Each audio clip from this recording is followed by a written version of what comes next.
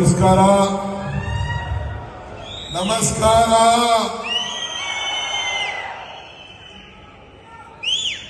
ನಮ್ಮ ಹಳ್ಳಿಯಲ್ಲಿ ಒಂದು ಗಾದೆ ಹೇಳ್ತಾರೆ, ಮುಂಗಾರು ಮಳೆಗೆ ಸಿಗ್ಬೇಡ ಕೊನೆ ಭಾಷಣಗಾರನಾಗ್ಬೇಡ ಅಂತ. ಮುಂಗಾರು ಮಳೆಗೆ ಸಿಕ್ಕಿದ್ರೆ ಎಲ್ಲ ಗಾಳಿ ಗೀಳಿ ಎಲ್ಲ ಹೊಡೆದು ತತ್ತರಿಸ್ತದೆ. ಹಾಗೆ ಕೊನೆ ಭಾಷಣಗಾರ ಅಂತ ಅಂದ್ರೆ ಮುಖ್ಯಮಂತ್ರಿಗಿನ ಮುಂಚಿತವಾಗಿ ಎಲ್ಲ ರಸಪಸ ಎಲ್ಲ ಚೆಚ್ಚಾಕ್ಬಿಟ್ಟಿರ್ತಾರೆ. ಕೃಷ್ಣ ಬೈರೇಗೌಡರು, ಶರತ್ತು, ಮುನಿಯಪ್ಪನವರು, ಜಮೀರು, ಮಹಾದೇವಪ್ಪನವರೆಲ್ಲ ಕುಟ್ಟಾಕ್ಬಿಟ್ರು. ಇನ್ನೇನು ನನಗೂ ಸಿದ್ದರಾಮಯ್ಯನವರು ಉಳ್ಕೊಂಡಿಲ್ಲ. ಒಂದು ವೇಳೆ ರಾಜ್ಯದ ಗೌರವಾನ್ವಿತ ಮುಖ್ಯಮಂತ್ರಿಗಳಂತ ಸಿದ್ದರಾಮಯ್ಯ ಸಾಹೇಬ್ರೆ, KH ಮುನಿಯಪ್ಪನವರೇ, ಸಹೋದ್ಯೋಗಿಗಳಂತ ಮಹಾದೇವಪ್ಪನವರೇ, ಬೋಸರಾಜ್ ಅವರೇ, ಕೃಷ್ಣ ಬೈರೇಗೌಡ್ರೆ, ಜಮೀರ್ ಅಹಮದ್ ಅವರೇ, ಶಾಸಕ ಮಿತ್ರರಾದಂತ ಶರತ್ ಬಚ್ಚೇಗೌಡ್ರೆ,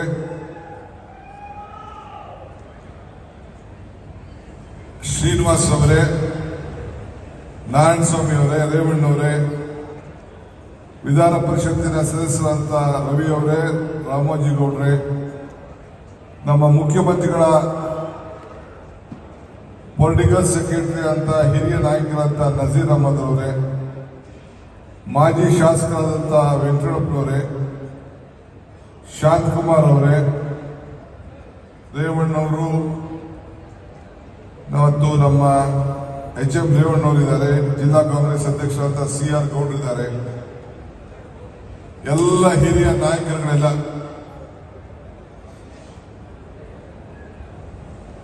ಇದ್ದಾರೆ. ಎಲ್ಲ ಶಾಂತಿ ಸ್ಟೇಜ್ ಮೇಲೆ ಕೂತ್ಕೊಂಡ್ರಿ ಸುಮ್ಮನೆ ಸ್ಟೇಜ್ ಮೇಲೆ.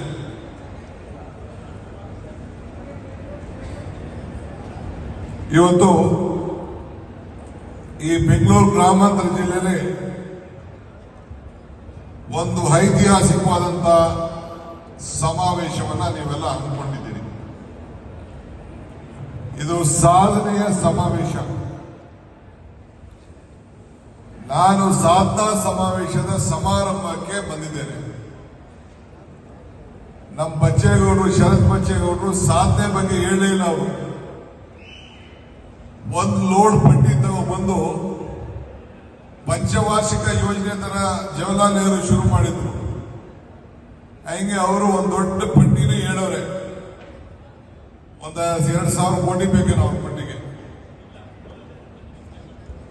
ಹೇಳಿದ್ದಾರೆ. ಅಂದ್ರೆ ನಾವು ಮಾಡಿದ ಲೆಕ್ಕಕ್ಕಿಲ್ಲ, ಮುಂದಕ್ಕೆ ಮಾಡೋದ್ ಲೆಕ್ಕ ಅನ್ನೋದನ್ನ ಅವ್ರು ಹೇಳ್ತಾ ಇದ್ದಾರೆ. ಇಲ್ಲಿ ಈ ಒಂದು ಪವಿತ್ರವಾದಂತಹ ಕಾರ್ಯಕ್ರಮ ನೋಡಿದ್ರೆ, ನಾನು ಹಿಂದೆ ಅನೇಕ ಸಂದರ್ಭದಲ್ಲಿ ಕೆಲವು ಮಾತುಗಳನ್ನು ಹೇಳ್ತಾ ಇದ್ದೆ. ಅಧಿಕಾರ ನಶ್ವರ, ಸಾಧನೆಗಳು ಅಜಾಮರ, ಆದರೆ ಮತದಾರನೇ ಈಶ್ವರ ಅಂತ ಹೇಳಿ ಇವತ್ತು ನೀವು 136 ಜನ ವಿಧಾನಸಭೆಗೆ ಕಳಿಸಿದ್ರಿ. ಇಬ್ರು ಇಂಡಿಪೆಂಡೆಂಟ್ ಸೇರ್ಕೊಂಡಿದ್ದಾರೆ. ಆಮೇಲೆ ಬೈ ಎಲೆಕ್ಷನ್ ಅಲ್ಲಿ ಇನ್ನಿಬ್ರು ಗೆದ್ದಿದ್ದಾರೆ. ಒಟ್ಟು 140 ಜನ ವಿಧಾನಸೌಧದಲ್ಲಿ ಇದ್ದೇವೆ. ಈ ಬಲಿಷ್ಠವಾದಂತಹ ಸರ್ಕಾರ ನಿಮ್ಗೆ ಋಣ ತೀರಿಸುವಂತ ಕೆಲಸವನ್ನ ಇವತ್ತು ಮಾಡಿದೆ. ಏನು ಚುನಾವಣಾ ಸಂದರ್ಭದಲ್ಲಿ ಮಾತು ಕೊಟ್ಟಿದ್ದು, ಆ ಮಾತು ಪ್ರಕಾರ ಇವತ್ತು ನಡ್ಕೊಂಡು ಇವತ್ತು ಮುನಿಯಪ್ಪನವರ ಮುಖಂಡತ್ವದಲ್ಲಿ ನಮ್ಮ ಶರತ್ ಬಚ್ಚೇಗೌಡರು ಮತ್ತು ಶ್ರೀನಿವಾಸು ಮತ್ತು ವೆಂಕಟಪ್ಪನವರ ಸಹಕಾರ, ನಮ್ಮ ರಾಮೋಜಿಗೌಡರು ಮತ್ತು ರವಿಯವರ ಬೆಂಬಲ, ಇವೆಲ್ಲದಿಂದ ಈ ಜಿಲ್ಲೆಯಲ್ಲಿ ಬಹಳ ಅದ್ಭುತವಾದ ಸಾಧನೆಯನ್ನ ಮಾಡಿ ನಿಮ್ಮೆಲ್ಲರೂ ಕೂಡ ಋಣವನ್ನು ತೀರಿಸುವಂತ ಒಂದು ಪ್ರಯತ್ನವನ್ನು ನಾವು ಮಾಡ್ತಾ ಇದ್ದೇವೆ. ಇವತ್ತು ಅನೇಕ ಹಿರಿಯರು ಬೇಕಾದಷ್ಟು ಮಾತುಗಳನ್ನ ಹೇಳಿದ್ದಾರೆ. ಈಗ ತಾನೇ ದೀಪ ಹಚ್ಚಿದ್ದು, ಆ ದೀಪ ಮಾತಾಡೋದಿಲ್ಲ, ಆದರೆ ಆ ದೀಪ ಬೆಳಕು ಮಾತ್ರ ಕೊಡ್ತದೆ. ಆ ದೀಪದ ಹಿಂದೆ ಎಣ್ಣೆ ಇದೆ, ಬತ್ತಿ ಇದೆ. ಅದು ಬಿಸಿಲಲ್ಲಿ ಅದು ಒಣಗ್ತಾ ಇರ್ತದೆ, ಸುಡ್ತಾ ಇರ್ತದೆ, ಆದರೆ ಬೆಳಕು ಮಾತ್ರ ಕೊಡ್ತಾ ಇರ್ತದೆ. ನಮ್ಮ ಸರ್ಕಾರಕ್ಕೆ ಬೇಕಾದಷ್ಟು ಸಮಸ್ಯೆಗಳು ಬಂದಿದ್ರು ಕೂಡ ಹಿಂದೆ ಆಡಳಿತದಲ್ಲಿ ಬೇಕಾದಷ್ಟು ಸಮಸ್ಯೆಗಳು ನಿವಾರಣೆ ಮಾಡಿ ನಿಮ್ಮೆಲ್ಲರೂ ಕೂಡ ಬದುಕನ್ನ ಕೊಡಬೇಕು ಅಂತೇಳಿ ತೀರ್ಮಾನ ಮಾಡಿ ಈ ಸರ್ಕಾರವನ್ನು ನಡೆಸ್ತಾ ಇದ್ದೇವೆ. ಇಲ್ಲಿರುವಂತಹ ಎಲ್ಲ ಕುಟುಂಬಗಳಿಗೆ 90 ಭಾಗ ಮನೆಗೆ ದೀಪವನ್ನು ಕೊಟ್ಕೊಂಡು ನಾವು ಬರ್ತಾ ಇದ್ದೇವೆ. ಹಸ್ತವರಿಗೆ ಅಕ್ಕಿಯನ್ನು ಕೊಡ್ತಾ ಇದ್ದೇವೆ. ಹೆಣ್ಮಕ್ಳು ನನ್ನ ತಾಯಿಯಂದಿರಿಗೆ 2,000 ರೂಪಾಯಿ ಕೊಡ್ತಾ ಇದ್ದೇವೆ. ಎಲ್ಲ ಹೆಣ್ಮಕ್ಳ ಪ್ರಯಾಣಕ್ಕೋಸ್ಕರ ಉಚಿತವಾಗಿ ಬಸ್ನಲ್ಲಿ ಪ್ರಯಾಣ ಮಾಡುವಂತ ಶಕ್ತಿ ಯೋಜನೆ ಯುವ ನಿಧಿಯಿಂದ 3,000 ರೂಪಾಯಿ ಕೊಡ್ತಾ ಇದ್ದೇವೆ. ಯಾಕೆ ಕೊಡ್ತಾ ಇದ್ದೀವಿ? ಇದು ಬೆಲೆ ಏರಿಕೆಯಿಂದ ಬೆಲೆ ಏರಿಕೆ ಗಗನಕ್ಕೆ ಹೋಗಿ ಆದಾಯ ಪಾತಾಳಕ್ಕೆ ಹೋಗಿದ್ರಿಂದ ಇವತ್ತು ವಿರಾಟ್ ಪಾರ್ಟಿಯವರು ಇವತ್ತು ಹೋರಾಟ ಮಾಡ್ತಾ ಇದ್ದಾರೆ, ಪ್ರತಿಭಟನೆ ಮಾಡ್ತಾ ಇದ್ದಾರೆ. ಯಾರಿಗೋಸ್ಕರ ಮಾಡ್ತಾ ಇದ್ದಾರೆ, ಯಾರ ವಿರುದ್ಧ ಮಾಡ್ತಾ ಇದ್ದಾರೆ ಅನ್ನೋದನ್ನ ತಾವೆಲ್ಲ ಅರ್ಥ ಮಾಡ್ತೀವಿ. ಇವತ್ತು ನಾನು ದೊಡ್ಡಬಳ್ಳಾಪುರಕ್ಕೆ ಬಂದಿದ್ದೆ. ರೈತರೆಲ್ಲ ಕಣ್ಣಲ್ಲಿ ನೀರು ಹಾಕ್ತಿದ್ರು. ಸ್ವಾಮಿ, ಎಲ್ಲ ಹುಲ್ಲು ಹಿಂಡಿ ಬೂಸ ಬೆಲೆ ಜಾಸ್ತಿ ಆಗಿದೆ. ತಮಿಳುನಾಡಲ್ಲಿ 54 ರೂಪಾಯಿ ಇದೆ, ಆಂಧ್ರಲ್ಲಿ 57, ಮುಂಬೈಲಿ ಇಷ್ಟಿದೆ. ಎಲ್ಲ ಕಡೆನೂ ಬೆಲೆ 50 ರೂಪಾಯಿಗಿಂತ ಜಾಸ್ತಿ ಇದೆ, ನಮಗೆ ಬರೀ ಕಡಿಮೆ ಇದೆ. ನೀವು ರೈತನ ಬದುಕಿಸಬೇಕು ಅಂತ ಹೇಳ್ತಾ ಇದ್ರು. ಸರ್ಕಾರದಿಂದ ಕೂಡ ಹಣವನ್ನು ಜಾಸ್ತಿ ಕೊಡುವಂತ ತೀರ್ಮಾನ ಸಿದ್ದರಾಮಯ್ಯನವರು ಹಿಂದೆ ಮಾಡಿದ್ರು, ಸಬ್ಸಿಡಿ. ನಾವು ರೈತರಿಗೆ 4 ರೂಪಾಯಿ ಜಾಸ್ತಿ ಮಾಡೋದಕ್ಕೆ ಇವತ್ತು ಬೆಂಗಳೂರು ನಗರದ ವಾಸಿಗಳು ಯಾರಿಗೆ ಅನುಕೂಲ ಇದೆ ಹಾಲನ್ನು ತೆಗೆದುಕೊಳ್ಳಿಕ್ಕೆ ಅವ್ರ ಪರವಾಗಿ ನಿಂತ್ಕೊಂಡು ಈ ಸರ್ಕಾರ ವಿರುದ್ಧ ಮಾಡ್ತಾ ಇದ್ದಾರೆ. ಅಂದ್ರೆ ಈ ರೈತನ ವಿರುದ್ಧವಾಗಿ ಇವತ್ತು ಹೋರಾಟವನ್ನ ಮಾಡಬೇಕಾದವರು, ರೈತರಿಗೆ ಬೆಂಬಲವನ್ನು ಕೊಡಬೇಕಾದವರು ಇವತ್ತು ರೈತರ ವಿರುದ್ಧವಾಗಿ ಹೋರಾಟ ಮಾಡ್ತಾ ಇದ್ದಾರೆ. ಪೆಟ್ರೋಲು, ಡೀಸೆಲ್, ಗ್ಯಾಸ್ ಬೆಲೆಗೆ ಹೋರಾಟ ಮಾಡಕ್ ಆಗಲಿಲ್ಲ. ಆಕ್ರೋಶ ಯಾರ ಮೇಲೆ ಆಕ್ರೋಶ? ಬಿಜೆಪಿ ಮೇಲೆ ಆಕ್ರೋಶ ಮಾಡಬೇಕು, ಆಗ ಅದಕ್ಕೆ ಉತ್ತರ ಸಿಗ್ತದೆ. ಇವತ್ತು ಯಾವುದೇ ಒಬ್ಬ ಪ್ರಜೆಗಳ ಕಡೆಗಣಿಸಿ ಯಾವ ಕೆಲಸ ಮಾಡಿದ್ರೂ ಉಪಯೋಗ ಇಲ್ಲ. ಪ್ರಜೆಗಳಿಗೋಸ್ಕರ, ಪ್ರಜೆಗಳ ಅನುಕೂಲಕ್ಕೋಸ್ಕರ ಇವತ್ತು ನಾವು ಯಾವ್ದಾದ್ರು ಕಾರ್ಯಕ್ರಮಗಳನ್ನ ಕೊಡಬೇಕು. ಇವತ್ತು ನಾವು 52,000 ಕೋಟಿ ರೂಪಾಯಿಯನ್ನ ಮೀಸಲಾಗಿ ಇಟ್ಟು ಜನರ ಕಲ್ಯಾಣಕ್ಕೋಸ್ಕರ ಪ್ರತಿಯೊಂದು ಕುಟುಂಬಕ್ಕೂ ಕೂಡ ಜ್ಯೋತಿ ಹತ್ತಿಸಬೇಕು ಅಂತೇಳಿ ನಾವೇನು ತೀರ್ಮಾನ ಮಾಡಿದ್ದೇವೆ, ಅದಕ್ಕೆ ನೀವೆಲ್ಲರೂ ಕೂಡ ಬೆಂಬಲವಾಗಿ ಇವತ್ತು ನಿಂತ್ಕೊಂಡು ಈ ಜಿಲ್ಲೆಯಲ್ಲಿ 3 ಜನ ಶಾಸಕರನ್ನು ಕೂಡ ಕೊಟ್ಟು ನಮ್ಗೊಂದು ದೊಡ್ಡ ಶಕ್ತಿ ಕೊಟ್ಟಿದೆ. ಮುಂದಕ್ಕೆ ದೊಡ್ಡಬಳ್ಳಾಪುರದಲ್ಲೂ ಗೆಲ್ಲಿಸಬೇಕು. ನಮ್ಮ ಪಕ್ಷ ಅಧಿಕಾರದಲ್ಲಿದ್ದಾಗ ಆತನ ಮೇಲೆ ಬೇಕಾದಷ್ಟು ವೆಂಕಟಪ್ಪರ ಮೇಲೆ ಒತ್ತಡ ಬಂತು. ಆದರೆ ಸ್ವಾಭಿಮಾನದಿಂದ ಬದುಕ್ತೀನಿ, ನಾನು ಮಾರ್ಕೊಳಕ್ ಹೋಗುದಿಲ್ಲ ಅಂತೇಳಿ ಕಾಂಗ್ರೆಸ್ ಪಕ್ಷದ ಪರವಾಗಿ ನಿಂತುಕೊಂಡು ವೆಂಕಟಪ್ಪ ನಮ್ಮ ಬೆಂಬಲವಾಗಿ ನಿಂತುಕೊಂಡ. ಇರಲಿ, ನನಗೆ ಭರವಸೆ ಇದೆ, 4ಕ್ಕೆ 4 ಜನ ಕೂಡ ಗೆಲ್ತೀರಿ. ಇವತ್ತು ಶ್ರೀನಿವಾಸ್ ಮತ್ತು ಶರತ್ ಬಚ್ಚೇಗೌಡರು, ಮುನಿಯಪ್ಪನವರು ಮಾಡ್ತಾರಂತ ಅಭಿವೃದ್ಧಿ ಕೆಲಸ ಇಡೀ ನಮ್ಮೆಲ್ಲರೂ ಕೂಡ ಮಾದರಿ. ಬಹಳ ದೃಷ್ಟಿಯಿಂದ ಜನರ ಕಲ್ಯಾಣಕ್ಕೋಸ್ಕರ ಜನರ ಸೇವೆಯನ್ನು ಮಾಡಿಕೊಂಡು ಇವತ್ತು ಕೆಲಸವನ್ನ ಮಾಡಿಕೊಂಡಿದ್ದಾರೆ. ಹಿಂದೆ ವಿಶೇಷ ಮಾತ್ರ ನೆನಪುತ್ತದೆ. ಜನಸೇವೆಗೆ ಗುರಿ ಇರಲಿ, ಜನಸೇವೆಗೆ ನಿಯಮ ಇರಲಿ, ಜನಸೇವೆಯಲ್ಲಿ ಪ್ರಾಮಾಣಿಕತೆ ಇರಲಿ. ಹಂಗೆ ಬಹಳ ಪ್ರಾಮಾಣಿಕತೆಯಿಂದ ಅವರು ಕೆಲಸವನ್ನ ಮಾಡ್ಕೊಂಡು ಬರ್ತಾ ಇದ್ದಾರೆ. ಹಸುವು ಯಾರಿರ್ತದೆ, ಈಗ ಮುಖ್ಯಮಂತ್ರಿಗಳು ಅನ್ನಭಾಗ್ಯ ಕೊಟ್ಟರು. ಯಾಕೆ ಕೊಟ್ಟರು? ಅಧಿಕಾರ ತೆಗೆದುಕೊಂಡ ಮೊದಲನೇ ದಿನ ಉಚಿತವಾಗಿ ಅನ್ನಭಾಗ್ಯವನ್ನು ಘೋಷಣೆ ಮಾಡಿದ್ರು. ಬಸವಣ್ಣವರ ಆಚಾರ ವಿಚಾರದಿಂದ ಈ ರಾಜ್ಯ ಸರ್ಕಾರ ಅಧಿಕಾರಕ್ಕೆ ಬಂತು. ಹಸುವು ಅನುಭವಿಸೋದಕ್ಕೆ ಅನ್ನದ ಬೆಲೆ ತಿಳಿತದೆ, ಕಷ್ಟ ಅನುಭವಿಸೋದಕ್ಕೆ ತಾಳ್ಮೆ ಬೆಲೆ ತಿಳಿತದೆ, ಅವಮಾನ ಸಹಿಸೋದಕ್ಕೆ ಮುಂದಿನ ದಾರಿ ತಿಳಿತದೆ, ಸೋಲು ಅನುಭವಿಸೋದಕ್ಕೆ ಗೆಲುವಿನ ದಾರಿ ತಿಳಿತದೆ.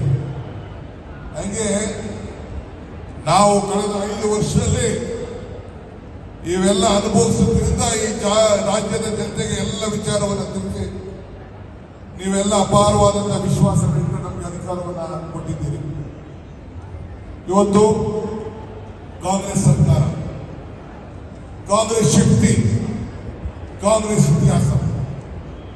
ಈ ಕಾಂಗ್ರೆಸ್ ಸರ್ಕಾರ ಅಧಿಕಾರಕ್ಕೆ ಬಂದಾಗ ಎಲ್ಲ ವರ್ಗದ ಜನರಿಗೆ ಅಧಿಕಾರವನ್ನು ಕೊಡ್ತೇವೆ. ಪುಟಾಣಿ ಮಕ್ಕಳಿಂದ ಹಿಡಿದು ಎಲ್ಲರಿಗೂ ಕೂಡ, ಹಿರಿಯರು ಕೂಡ. ಇವತ್ತು ಹಿಂದೆ UPA ಸರ್ಕಾರ ಇತ್ತು. ಇವತ್ತು ಫುಡ್ ರೈಟ್ ಟು ಎಜುಕೇಶನ್, ಈ ಅರಣ್ಯ ಇಲಾಖೆಯಲ್ಲಿ ಒತ್ತುವರಿ ಮಾಡಿಕೊಂಡಿದ್ದಂತ ಎಲ್ಲರೂ ಕೂಡ ಜಮೀನನ್ನು ಸಕ್ರಮ ಮಾಡುವಂಥದ್ದು, ವಿದ್ಯಾಕ್ಷೇತ್ರದಲ್ಲಿ ಅವರಿಗೆಲ್ಲ ಫ್ರೀ ಎಜುಕೇಶನ್ ಕೊಡಬೇಕು ಅಂತೇಳಿ food security act, right to information act ಇವೆಲ್ಲ ಯಾರಿಗೆ ತಂದ್ರು? ಇವತ್ತು ನಮ್ಮ ರೆವಿನ್ಯೂ ಮಿನಿಸ್ಟರ್ ಇದ್ದಾರೆ. ಲಂಚ ತಾಳು ಮಾಡ್ತಾ ಇತ್ತು.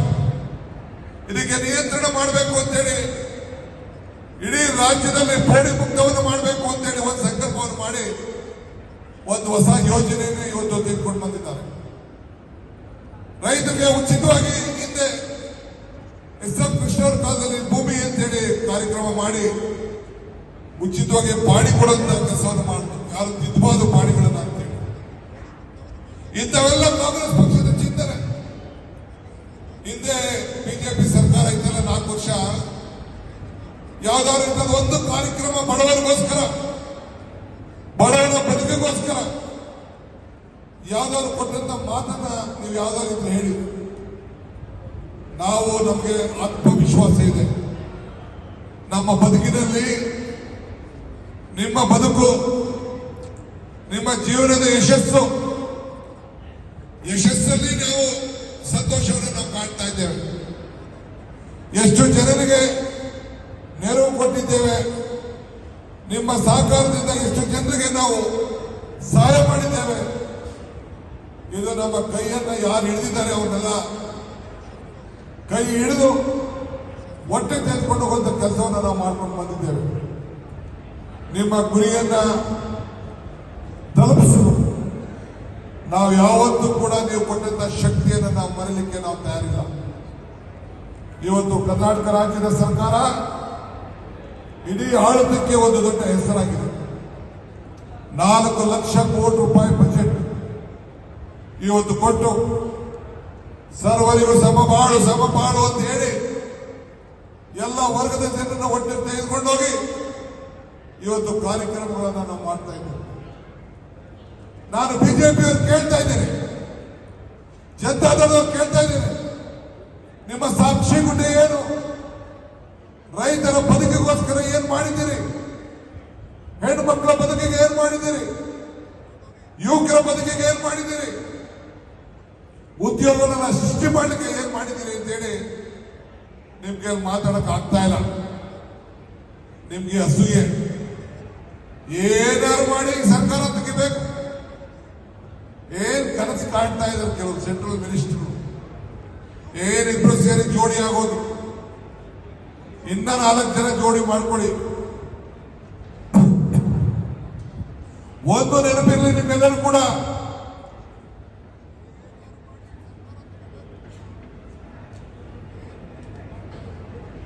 ಒಂದು ನೆನಪಿರಲಿ, ಮುಂದಿನ 2022 ಎಲೆಕ್ಷನ್ ಅಲ್ಲಿ ನಿಮ್ಮದೇ ಆದಂತ ಕಾಂಗ್ರೆಸ್ ಸರ್ಕಾರ ಮತ್ತೆ ಈ ರಾಜ್ಯದಲ್ಲಿ ಒಂದೇ ಬರ್ತದೆ ಅನ್ನೋ ಆತ್ಮವಿಶ್ವಾಸ ತಾವೆಲ್ಲ ಕೂಡ ಇರಲಿ. ಆ ನಿಟ್ಟಿನಲ್ಲಿ ನಾವೆಲ್ಲ ಕೆಲಸವನ್ನು ನಾವು ಮಾಡ್ಕೊಂಡು ಬಂದಿದ್ದೇವೆ. ದೇವರು ನಮಗೆ ಏನು ಕೊಟ್ಟಿದ್ದಾರೆ ಎಂದು ಯೋಚನೆಯಲ್ಲಿ ಮುಳುಗುವುದು ಮುಖ್ಯ ಅಲ್ಲ, ಭಗವಂತ ಕೊಟ್ಟಿರೋದನ್ನು ನಾವು ಹೇಗೆ ಬಳಸ್ಕೊಂಡಿದ್ದೇವೆ ಅನ್ನೋದು ಮುಖ್ಯ. ನಾನು ಆಗಾಗ ಒಂದು ಮಾತು ಹೇಳ್ತಾ ಇದ್ದೇನೆ, ದೇವರು ವರನೂ ಕೊಡೋದಿಲ್ಲ, ಶಾಪನೂ ಕೊಡೋದಿಲ್ಲ, ಅವಕಾಶ ಮಾತ್ರ ಕೊಡ್ತಾನೆ ಅಂತೇಳಿ.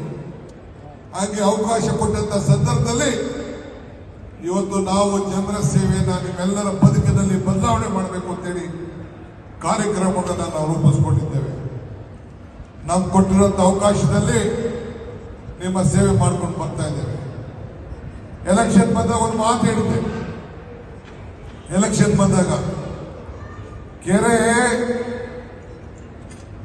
ತೆನೆ ಇದು ಕಮಲ ಕೆರೆಯಲ್ಲಿದ್ದರೆ ಚಂದ, ತೆನೆ ಹೊಲದಲ್ಲಿದ್ದರೆ ಚಂದ, ಈ ದಾನ ಧರ್ಮ ಮಾಡುವ ಕೈ ಅಧಿಕಾರದಲ್ಲಿದ್ದರೆ ಮಾತ್ರ ಚಂದ ಅಂತ ಒಂದು ಮಾತು. ಹಂಗೆ ಈ ದಾನ ಧರ್ಮ ಮಾಡುವ ಕೈ ಅಧಿಕಾರ ಇದಕ್ಕೆ ಇಂಥ ಎಲ್ಲ ಕೆಲಸಗಳನ್ನು ನಾವು ಮಾಡ್ಕೊಂಡು ಬರ್ತಾ ಇದ್ದೇವೆ. ನಮ್ಮ ಜಮೀರ್ ಅಹಮದ್ ಖಾನ್ ಅವರು ಹೇಳಿದ್ರು, ಮನೆಗಳ ವಿಚಾರದಲ್ಲಿ ಮಾತಾಡಿದ್ರು. ನಮ್ಮ ಮಾದೇವಪ್ಪನವರು ಹೇಳಿದ್ರು, ಈ ದೇಶದ ಸಂವಿಧಾನದಿಂದ ಯಾವ ರೀತಿ ರಕ್ಷಣೆ ಮಾಡ್ಕೊಂಡು ನಾವು ಬಂದಿದ್ದೇವೆ ಅಂತೇಳಿ. ಈ ರಾಷ್ಟ್ರಧ್ವಜ ಕೊಟ್ಟಿದ್ದೇವೆ, ರಾಷ್ಟ್ರಗೀತ ಕೊಟ್ಟಿದ್ದೇವೆ, ಸಂವಿಧಾನ ಕೊಟ್ಟಿದ್ದೇವೆ, ಈ ಜನರ ಬದುಕಿಗೆ ಅನೇಕ ಯೋಜನೆಗಳನ್ನು ಕೊಟ್ಟಿದ್ದೇವೆ, ಸಂವಿಧಾನದಲ್ಲಿ ಶಕ್ತಿಯನ್ನು ತುಂಬಿ ಎಲ್ಲರೂ ಕೂಡ ಸಮಾನತೆಯನ್ನು ಕೊಟ್ಟಿದ್ದೇವೆ. ಇದೆಲ್ಲ ಕೊಟ್ಟಿದ್ದು ಕಾಂಗ್ರೆಸ್ ಸರ್ಕಾರ, ಕಾಂಗ್ರೆಸ್ ಪಕ್ಷ. ಅದನ್ನ ನೀವು ಯಾವತ್ತೂ ಕೂಡ ಮರಲಿಕ್ಕೆ ಸಾಧ್ಯ ಇಲ್ಲ. ದೇವರು ನಮ್ಗೆ ಕೊಟ್ಟಿರೋದು ಎರಡು ಆಯ್ಕೆ, ಒಂದು ಕೊಟ್ಟು ಹೋಗ್ಬೇಕು, ಒಂದು ಬಿಟ್ಟು ಹೋಗ್ಬೇಕು. ಹಂಗೆ ಇವತ್ತು ಎಲ್ಲರೂ ಕೂಡ ಸೂರು ಇಲ್ದವ್ರಿಗೆ ಸೂರು, ಸೈಡ್ ಇಲ್ದವ್ರಿಗೆ ಸೈಟು, ಲೈಟು, ಗೃಹಜ್ಯೋತಿ, ಗೃಹಲಕ್ಷ್ಮಿ, ಯುವ ನಿಧಿ, ಅನ್ನಭಾಗ್ಯ ಇವೆಲ್ಲ ಕೂಡ ನಿಮ್ಮ ಬದುಕನ್ನು ಹಸರು ಮಾಡಂತ ಕೆಲಸವನ್ನು ನಾವು ಮಾಡ್ಕೊಂಡು ಬರ್ತಾ ಇದ್ದೇವೆ. ಇನ್ನು ಮುಖ್ಯಮಂತ್ರಿ ಮಾತಾಡೋದ್ರಿಂದ ನಾನು ಹೆಚ್ಚಿಗೆ ಮಾತಾಡಿದೆ. ಒಳ್ಳೆ ಶಾಸಕರನ್ನ ಪಡೆದಿದ್ದೀರಿ, ಭಗವಂತ ಒಳ್ಳೇದು ಮಾಡಲಿ. ಮುನಿಯಪ್ಪನವರು ನಿಮ್ಮ ಜಿಲ್ಲೆಗೆ ಮಾತ್ರ ನಾಯಕರಲ್ಲ, ಇಡೀ ರಾಜ್ಯಕ್ಕೆ ನಾಯಕರು. ಅವರ ಕೈಯನ್ನ ಬಲಪಡಿಸುವಂತ ಕೆಲಸ ಇಡೀ ಸರ್ಕಾರ ಬದ್ಧವಾಗಿದೆ.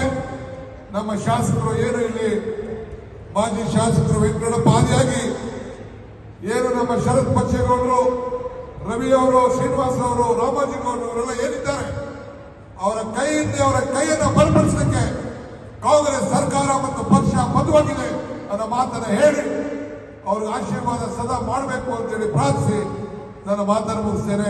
ಹೆಚ್ಚಿನ ವಿಡಿಯೋಗಳಿಗೆ ಪ್ರತಿಧ್ವನಿ ಯೂಟ್ಯೂಬ್ ಚಾನೆಲ್ ಸಬ್ಸ್ಕ್ರೈಬ್ ಮಾಡಿ, ಬೆಲ್ ಐಕಾನ್ ಕ್ಲಿಕ್ ಮಾಡಿ.